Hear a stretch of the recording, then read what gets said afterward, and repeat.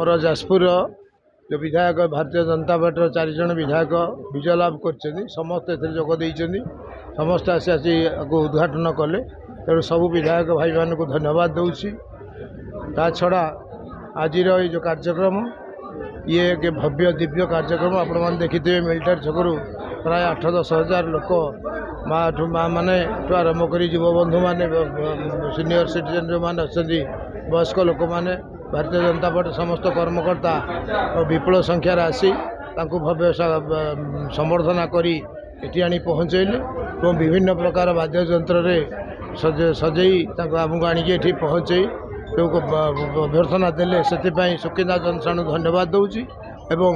ये महोत्सव आगामी दिन आहरी उत्तरोत्तर उन्नति हो आहरी सुकिंदावासी एथरे सामिल हूँ समस्त को धन्यवाद दे मोर वक्तव्य शेष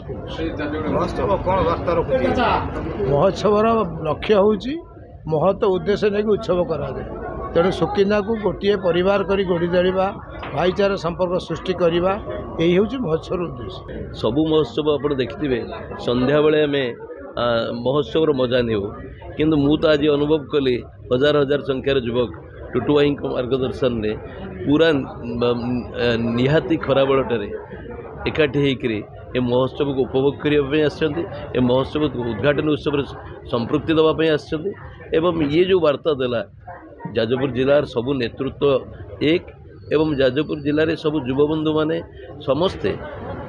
एकाठी होकर जाजपुर जिलार प्रगति में आम हाथ को हाथ मिलाई काम करवा यही वार्ता ये महत्व उत्सवर उद्देश्य भाईचारा तैयारी करवा एवं विकास रे सहायक हवा निश्चित भाव में साधित हो नहीं देखो आज आप देखिए महोत्सव जो ढंगे कर प्राय सबु विधायक मैंने आसी सबु विधायक मैंने आसी टुटु भाई माननीय मंत्री निर्देश रे प्रशासनिक अधिकारी मैंने अच्छा मु तो कहीं कौटे अनुभव कर पार नहीं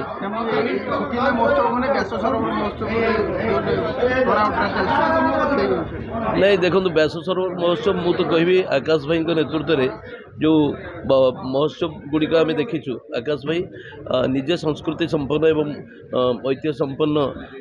माटी निर्वाचित विधायक कला संस्कृति ओडिशा रे ख्याति रही सी व्यासनगर सर्वांगीन उन्नति करने कला संस्कृति को नहीं आगू को नापी जहाँ उचित मन कर कौन राजनीतिक उद्देश्य ना सी निजे जड़े ओडिशार ख्यातनामा कलाकार एवं कला क्षेत्र में जो आग्रह एवं उत्साह ता परिस्फुटित होइछि। आज सुकिंदा शिल्प महोत्सव उद्घाटन उत्सव जोगदे अत्यंत आनंदित। सुकिंदा सारा विश्व में शिल्पपाई प्रसिद्ध एवं शिल्प महोत्सव माध्यम ये अंचल किभली भाव में बेकार युवक मैंने शिल्प संस्था अधिक निजुक्ति पाइपर स्किल्स एवं शिल्पर प्रचार प्रसार हम ता सहित ये मंच ओडिशार कला साहित्य संस्कृतिर प्रचार प्रसार हम एवं जो भाव में आज भव्य स्वागत आमको जनई समस्त को धन्यवाद जनाऊँ।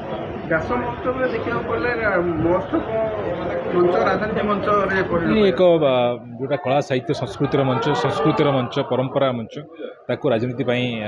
व्यवहार करने उचित नुहे। मूल कथा है जो मैंने सत्यर अपलाप करुँचे निज समय था करें ना बर्तमान ताकू अन्य को आंगुठी देखा सहीटा हूँ बड़ विचित्र जिनस तेणु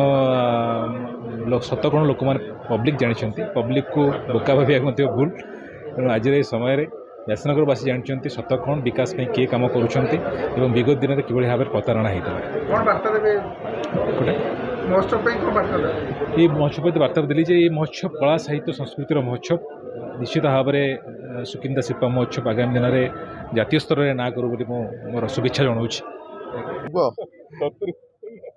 धन्यवाद देवु आम समस्त बड़ भाई टुटु भाई माननीय मंत्री ओडिशा सुकिंदार जे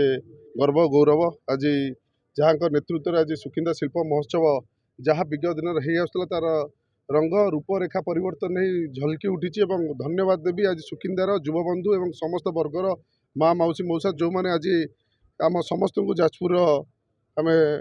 विधायक बर्चना विधायक कोरे बड़ भाई आकाश भाई अमर भाई और मते आम समस्त को पाछोटी आनी उद्घाटन ये आम समस्त भल पाइबा भाईचारा खाली सुकिंदा नुहे पूरा जाजपुर केमती आगु उन्नति हो पार जाजपुर जहाँ जहाँ विकास क्षेत्र में अटकी केमी मंत्री नेतृत्व में समस्ते केमती आगू जापर यहाँ गोटे भाईचारा प्लाटफर्म निश्चय मु धन्यवाद देवी। धर्मशाला भी महोत्सव होता जहाँ मंत्री मंच पर कहले समस्त आम गोटे प्लाटफर्म राज्य सभापति समस्ते मुख्यमंत्री समस्ते एक होइतिलु बर्चना रहीतिला कोरेरे रहीतिला ए जगह भी एवं अन्य जगह समस्ते एक होइकि रहिछु केमिति जाजपुर उन्नति हो पारिबो निश्चय मु पुनर्बार धन्यवाद देवी सुकिंदा माटी की जाओ सुकिंदा माटी आज गर्व आम अनुभव करछु ए भलिया जगह आज परिवर्तन कोन ए महोत्सव जणा पड़े आ विषय कौन टिप्पणी देवा चाहूँ एटा संपूर्ण महोत्सव गोटे भाईचारार जगह एटा कौन राजनैतिक क्षेत्र नुहे तेणु